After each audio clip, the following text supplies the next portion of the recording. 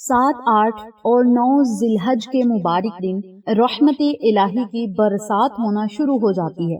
ज़िलहज का चांद तुलू होते ही आशिकाने इलाही के दिलों में एक अजब सी कैफियत और तड़प पैदा हो जाती है। ये वो मुबारक आयाम हैं जिनकी अजमत की कसम खुद रब्बे कायनात ने कुरान मजीद की सूरतुल फजर में खाई है। जिन खुश नसीबों को हज की सादत मिल गई वो तो रहमान के खास मेहमान बन गए, लेकिन जो मजबूरियों के बायस अपने घरों में रह गए, अल्लाह की रहमत ने उन्हें भी महरूम नहीं छोड़ा। रब्बे करीम ने इन आयाम को इतनी बरकत बख्शी है कि घर बैठे भी इंसान जिक्र व इबादत और रोजे के जरिए अल्लाह का कुर्ब हासिल कर सकता है और हज का सवाब पा सकता है।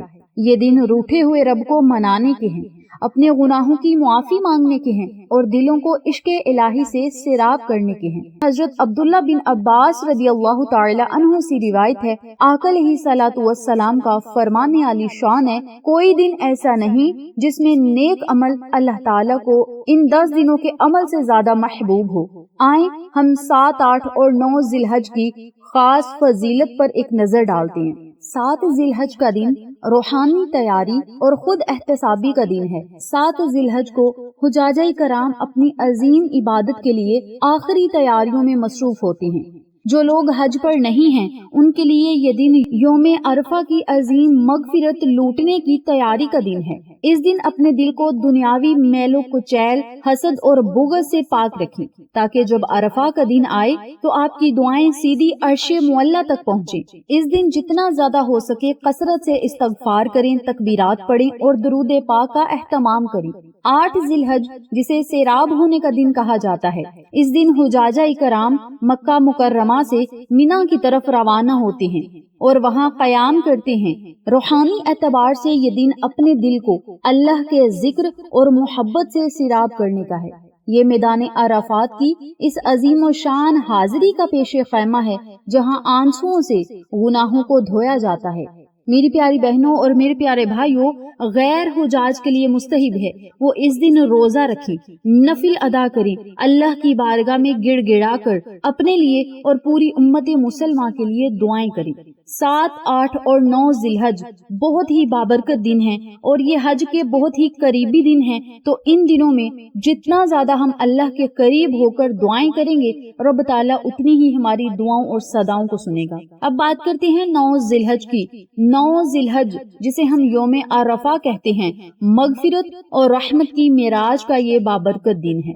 9 ज़िलहज साल का सबसे अफजल और अजीम दिन है। ये वो दिन है जब दीन इस्लाम मुकम्मल हुआ और अल्लाह की रहमतें अपने उरूज पर होती हैं। हुजाज मैदान अरफात में जमा होकर अल्लाह के हुजूर रोते हैं और गिड़गिड़ाते हैं। नबी करीम सल्लल्लाहु अलैहि वसल्लम से अरफात के दिन यानी 9 ज़िलहज के रोजे के बारे में पूछा गया तो आप सल्लल्लाहु अलैहि वसल्लम ने इरशाद फरमाया, मुझे अल्लाह ताला की रहमत से उम्मीद है। अरफा के दिन का रोजा पिछले 1 साल और आने वाले 1 साल के गुनाहों का कफारा बन जाता है। ये सही मुस्लिम की हदीस पाक है। मेरी प्यारी बहनों और मेरे प्यारे भाइयों, आका अलैहिस्सलातु वस्सलाम का एक एक लफ्ज बरहक और सच है। नंबर 1, 9 ज़िलहज के दिन जो हमें फजीलत हासिल होगी, नंबर 1 पे गुनाहों की मुआफी का जरिया बन सकता है ये दिन। नंबर 2, जहन्नुम से आजादी का सबसे बड़ा ये दिन है। उम्मुल मुमिनीन हजरत अम्मा आयशा सद्दीका रदियल्लाहु ताला अन्हु से रिवायत है, आका अलैहिस्सलातु वस्सलाम ने इरशाद फरमाया, अल्लाह ताला अरफा से ज्यादा किसी और दिन अपने बंदों को जहन्नुम की आग से आजाद नहीं फरमाता। अल्लाह ताला अपने बंदों के करीब होता है, फिर फरिश्तों के सामने उन पर फख्र करता है और पूछता है ये लोग क्या चाहते हैं। सही मुस्लिम की यह हदीस पाक है। और नंबर 3, ये दिन बहुत ही बेहतरीन है दुआओं की कबूलियत के लिए। नबी करीम सल्लल्लाहु अलैहि वसल्लम ने फरमाया, बेहतरीन दुआ अरफा के दिन की दुआ है और जो कुछ मैंने और मुझसे पहले नबियों ने कहा, इनमें सबसे बेहतरीन یہ کلمات ہیں۔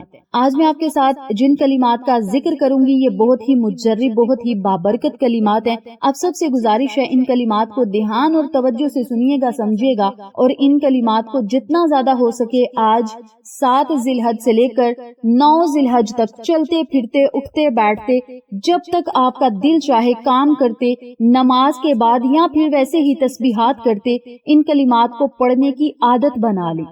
یہ دلی سکون اور اللہ کی قربت حاصل کرنے کا بہترین ذریعہ ہے۔ سب سے پہلے آپ نے آج 7 ذی الحج کے دن 4 رکعت نفل پڑھنے ہیں، اور یہ نفل آپ نے 8 ذی الحج کو بھی پڑھنے ہیں اور 9 ذی الحج کو بھی پڑھنے ہیں۔ جو خواتین ان تینوں دنوں میں نوافل نہ پڑھ سکیں، روزے نہ رکھ سکیں، ان سب سے گزارش ہے جو تسبیحات بتاؤں گی ان تسبیحات پر غور و فکر کیجیے گا اور دھیان اور توجہ سے پڑھیے گا۔ جو لوگ روزے رکھ سکتے ہیں وہ روزے بھی رکھیں، جو لوگ ان دنوں میں نوافل پڑھ سکتے ہیں وہ نوافل بھی پڑھیں۔ یہ سال میں صرف ایک بار موقع ملتا ہے اور یہ موقع ہمارے نصیب، مقدر اور تقدیر کو بدل دینے والا ہے۔ اس موقع کو ضائع نہ کریں، اس سے فائدہ اٹھائیں اور اپنے نصیب کو جگمگاتا ہوا خود اپنی آنکھوں سے دیکھیں۔ 4 رکعت نفل ادا کرنے ہیں خالص اللہ کی رضا کے لیے۔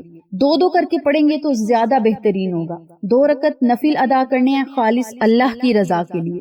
پہلی رکعت میں سورت فاتحہ کے بعد 11 مرتبہ سورت اخلاص پڑھنی ہے، اور دوسری رکعت میں سورت فاتحہ کے بعد 3 مرتبہ سورت الکوثر پڑھنی ہے۔ پھر آپ نے رکوع سجود جانا ہے۔ سلام پھیرنے کے بعد اسی جگہ بیٹھ کر 100 مرتبہ استغفر اللہ استغفر اللہ استغفر اللہ کا ذکر کرنا ہے۔ پھر آپ نے 2 رکعت نفل اگلے ادا کرنے ہیں، اور یہ 2 رکعت نفل بھی خالص اللہ کی رضا کے لیے ادا کرنے ہیں، اور ان 2 نوافلوں کو پڑھنے کا طریقہ ملاحظہ کریں۔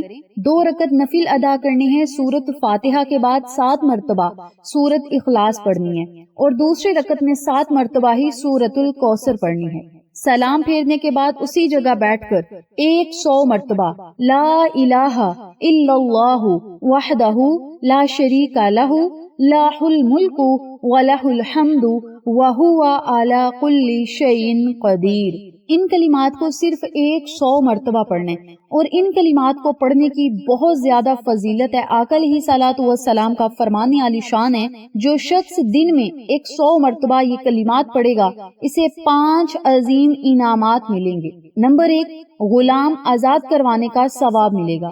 نمبر 2، نیکیوں میں اضافہ ہوگا۔ نمبر 3، گناہوں سے بری ہو جائے گا، اللہ تعالیٰ اس کے گناہوں کو معاف کرے گا۔ نمبر 4، جو کوئی دن کے ٹائم ان کلمات کو پڑھے گا تو شام تک وہ شیطان کے شر سے مکمل طور پر حفاظت میں رہے گا۔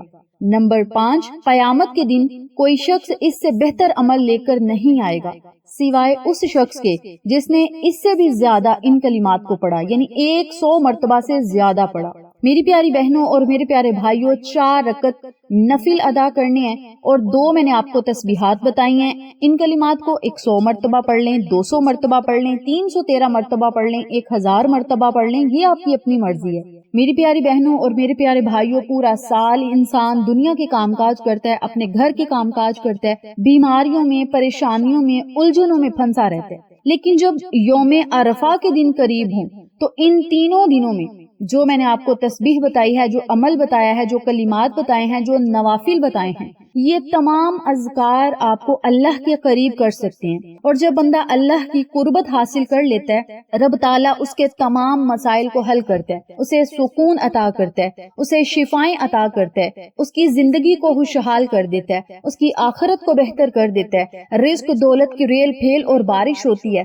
اللہ تعالیٰ ایسی ایسی جگہ سے وسیلے بناتا ہے جہاں سے انسان نے کبھی گمان بھی نہ کیا ہو، اور یہ ایسا جلالی وظیفہ ہے جو پہاڑ کو بھی موم بنا سکتا ہے۔ دنیا کی کوئی بھی الجھن ہے، پریشانی ہے، بیماری ہے، یا کوئی بھی مسئلہ ہے، چاہے وہ کوئی بندش ہے، رکاوٹ ہے، جادو جنات کا مسئلہ ہے، نظر بد کا مسئلہ ہے، نظر حسد کا مسئلہ ہے، دشمنی کا مسئلہ ہے، کوئی بھی مسئلہ ہے، ان کلمات کو پڑھنے کے بعد اللہ سے خوب دعائیں کریں، التجائیں کریں، اور انشاءاللہ بفضل خدا حج کے دن کے صدقے رب تعالیٰ فی الفور تقدیر بدل سکتے ہیں، آپ کی زندگی کو دنیا میں ہی جنت بنا سکتا ہے۔ اور جن لوگوں کی اولاد نہیں وہ اولاد مانگے، جن کی اولاد اولاد ہے اور راہ راست پر نہیں وہ اپنی اولاد کے لیے نیک و صالحہ دعائیں کریں، جو بے گھر ہیں وہ اپنے گھر کے لیے دعا کریں، جو بے ہدایتیں ہیں اپنی ہدایت کے لیے اللہ سے دعا کریں، والدین اپنے بچوں کی ہدایت کے لیے اللہ سے دعا کریں، جن میری بہنوں کے بھائیوں کے رشتے نہیں ہو رہے اللہ سے خوب دعائیں کریں ان بابرکت دنوں میں۔ آج کے دن سے ان نوافلوں کو شروع کریں